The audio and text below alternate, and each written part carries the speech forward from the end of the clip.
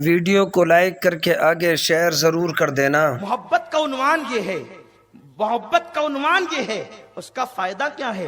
فائدہ یہ، میرے آقا سے کسی نے عرض کیا یا رسول اللہ میرے گناہ بہت ہو گئے، میں کیا کروں؟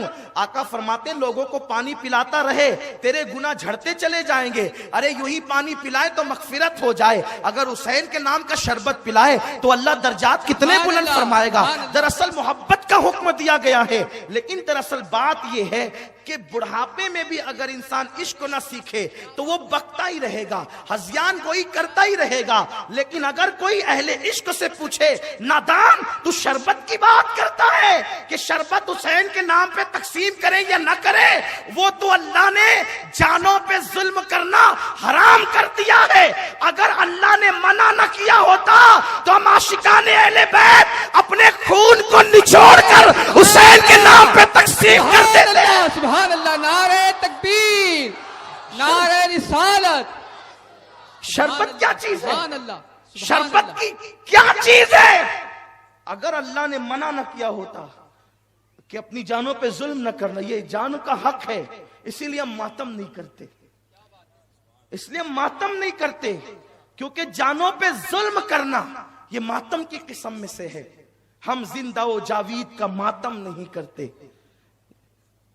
تو لوگوں محبت کرو اہل بیت سے۔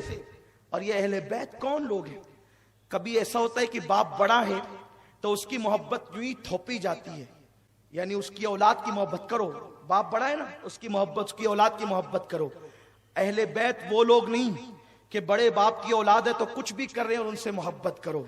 اہل بیت وہ لوگ ہیں کہ بڑے باپ کی اولاد ہے لیکن اتنے پاک ہیں کہ قرآن ان کے لیے کہتا ہے انما یرید اللہ لیذھب عنکم الرجس اہل البیت ویطہرکم تطہیرا، کہ اے نبی کی اہل بیت، اللہ نے یہ فیصلہ کیا ہے کہ تم سے ہر گندگی کو، ہر ناپاکی کو دور کر دے۔ اسی لیے نبی کی اہل بیت جو ہے، خاص طور پر جو رسول کے وہ اہل قصہ ہیں، رسول کے جو اہل ابا ہیں، یعنی جو حضور کی چادر میں آئے ہیں، یہ چار تن فاطمہ، علی، حسن، حسین، ان آقاؤں کی شان یہ ہے کہ اللہ نے ان کو چھوٹے گناہوں سے بھی پاک کیا، ان کو بڑے گناہوں سے بھی پاک کیا۔ یہ زمین کے اوپر گناہ نہیں کر سکتے، یہ پاک ہے جھوٹ سے، یہ پاک ہے غیبت سے، یہ پاک ہے گندگی سے، بلکہ خلاف اولا جو اعمال ہیں ان سے بھی جو ہے اللہ نے ان لوگوں کو پاک کر دیا۔ ان کی طہارت کو خدا نے بیان فرمایا ہے۔ میرے آقا صلی اللہ علیہ وسلم کے دیوانوں، اب ذرا دل کے کانوں سے سنو، ان اہل بیت کے لیے حضور کیا کہتے ہیں، جن کی محبت میں تم آئے ہو، جن کے عشق میں تم آئے ہو۔ آقا کریم نے ایک دن فرمایا علی ذرا کاغذ لینا اور قلم لینا، میں ایک بات تجھ سے کہتا ہوں وہ لکھتے چلے جانا۔ مولا علی نے عرض کیا یا رسول اللہ، کیا آپ کو یہ لگتا ہے کہ میں آپ کی باتیں سننے کے بعد بھول جاؤں گا، اس لیے آپ مجھ سے لکھوا رہے ہیں؟ اللہ اکبر۔ آقا نے فرمایا نہیں علی، ایسی بات نہیں ہے، ایسی بات قطعاً نہیں ہے کہ تو مجھ سے سن کر کے بھول جائے گا، کیونکہ میں نے اپنی اللہ سے دعا کی ہے کہ اللہ میرا علی جو کچھ بھی سنے وہ کبھی نہ بھولے، اس کو سب یاد رہے۔ پھر آقا آپ لکھانا کیوں چاہتے ہیں؟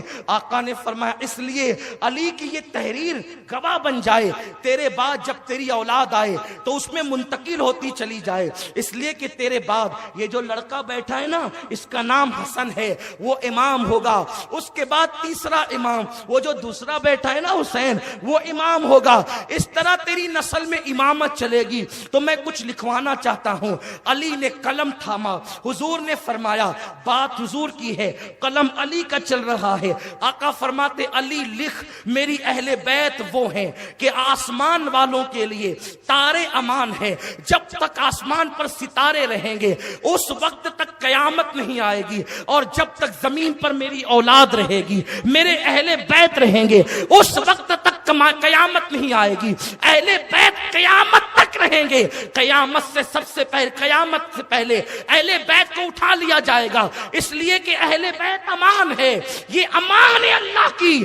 مسلمانوں بے فکر رہو، جب تک کے سادات تمہارے درمیان ہے، حضور کی اہل بیت ہے، تم پہ قیامت نہیں آئے گی۔ اس کے بعد میرے آقا فرماتے ہیں علی لکھ کہ جب اللہ تبارک و تعالی آسمان سے پانی برساتا ہے تو میری اہل بیت کے صدقے میں برساتا ہے، جب وہ زمین سے دانا اگاتا ہے تو میری اہل بیت کے صدقے میں اگاتا ہے۔ لوگوں کی دعائیں ان کی بدعمالیوں کی بنیاد پر رد کی جانے والی ہوتی ہے تو اللہ میری اہل بیت کے صدقے میں ان مردود کی جانے والی دعاؤں کو قبول فرما لیتا ہے۔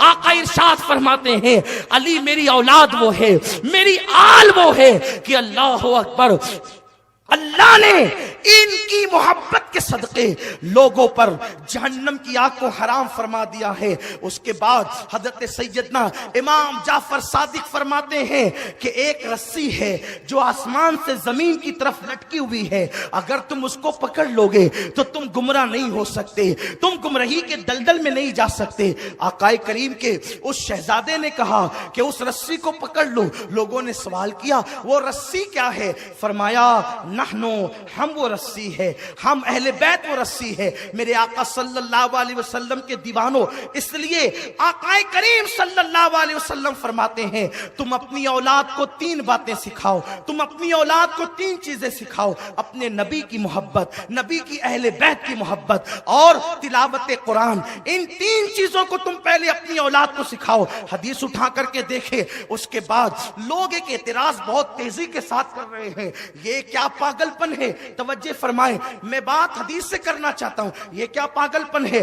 ہزاروں لوگ جمع ہو جاتے ہیں اور اس کے بعد حسین حسین کرتے ہیں، علی علی کرتے ہیں، یہ تو رافضیوں کا طریقہ ہے۔ یاد رکھیں ہم رافضیت پہ لعنت کرتے ہیں، مگر آپ کو بتاؤں اہل بیت کے ذکر کے لیے لوگوں کو جمع کرنا، بھیڑ اکٹھا کرنا، لوگوں کو دعوت دینا، یہ میرا طریقہ نہیں ہے، یہ آپ کا طریقہ نہیں ہے، یہ نبیوں کے امام کا طریقہ ہے۔ جب اہل بیت کا ذکر کرنا ہوتا ہے تو کتنا اہتمام کرتے ہیں نبی۔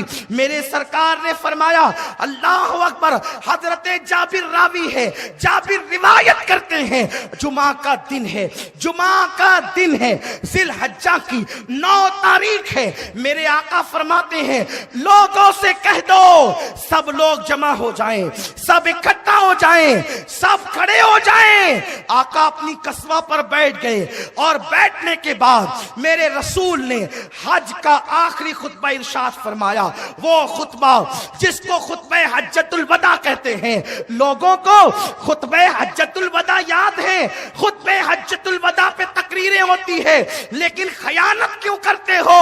جس وقت میرے رسول نے حجۃ الوداع کا وہ حج کا آخری خطبہ دیا جس کو لوگ عالمی منشور کہتے ہیں، اس وقت میرے آقا نے اپنی اونٹنی قصبہ پہ بیٹھ کر کے کہا انی تارک فیکم الثقلین۔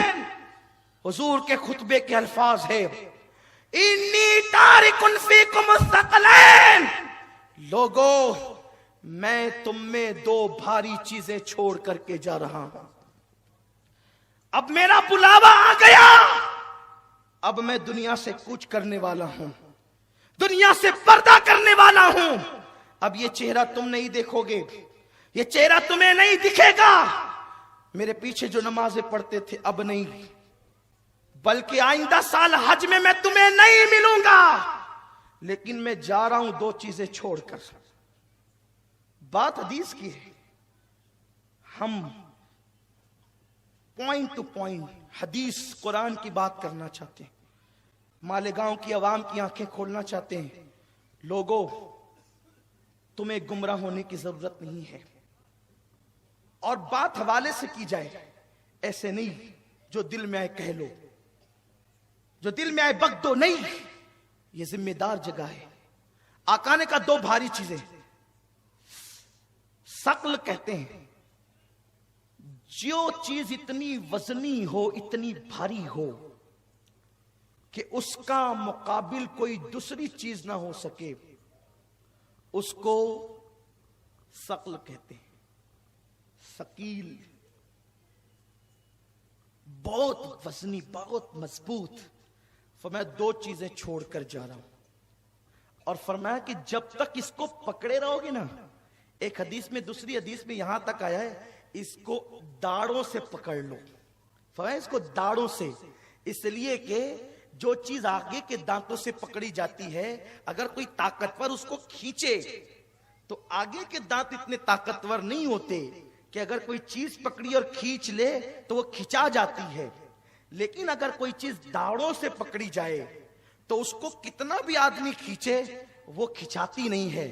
فرمایا کہ میں تم میں دو بھاری چیزیں چھوڑ کر، اس کا دامن تم اپنے داڑوں سے پکڑنا، صرف ہاتھوں سے نہیں، اپنے داڑوں سے پکڑنا.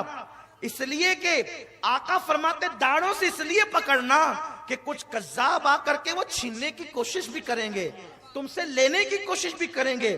اور چونکہ میں چھوڑ کر کے جا رہا ہوں دو چیزیں، انی تارک فیکم الثقلین، دو چیزیں چھوڑ کر کے جا رہا ہوں. چونکہ دین جو ہے وہ اللہ کی طرف سے ہے اور رسول اللہ کے ہاتھوں سے ہے، تو حضور نے دو چیزیں چھوڑی، دو چیزیں. فرمایا کتاب اللہ، پہلی کتاب اللہ، پہلی چیز اللہ کی کتاب قرآن ہے.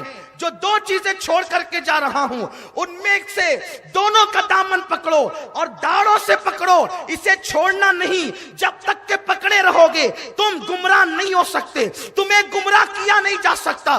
اسی پہ گفتگو ختم ہونے والی ہے. نوجوانوں دل کے کانوں سے اب اس بات کو تم داڑوں سے پکڑ لو، دل میں اتار لو.